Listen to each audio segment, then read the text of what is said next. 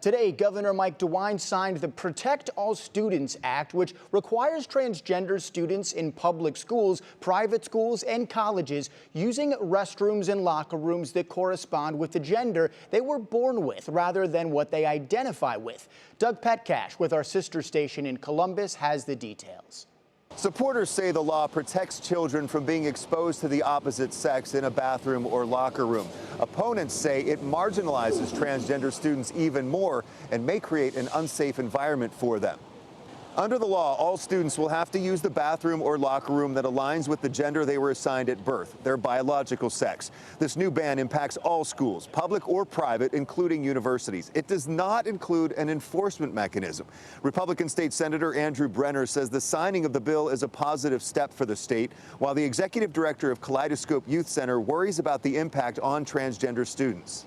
The situation here protects girls and women. And I think that's really what was needed. This is why I believe the governor signed the bill. But then how does it get enforced? Are we embarrassing young people? Are we outing young people? Are we inviting other, their peers to tease them? Like whatever safety or sense of safety that may have existed, it's completely just blowing out those walls, and those containers don't exist anymore.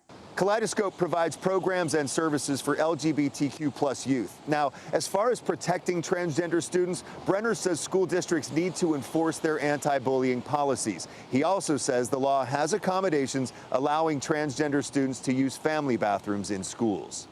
The law goes into effect in 90 days, but Brenner expects it to be challenged in court. I reached out to the governor's office today to hear why he decided to sign this bill, but his office tells me he will not be issuing any statements or doing interviews on this today.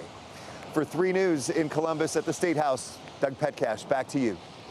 The LGBT Community Center of Greater Cleveland says it's disappointed and concerned with today's news. In a statement, the center wrote in part, quote, "We stand with our transgender community members, affirming their right to live authentically and safely. We call on Ohio's lawmakers to reconsider legislation that divides rather than unites, and to work toward creating a state where everyone, regardless of gender identity, can thrive." We have their full statement on our website, WKYC.com.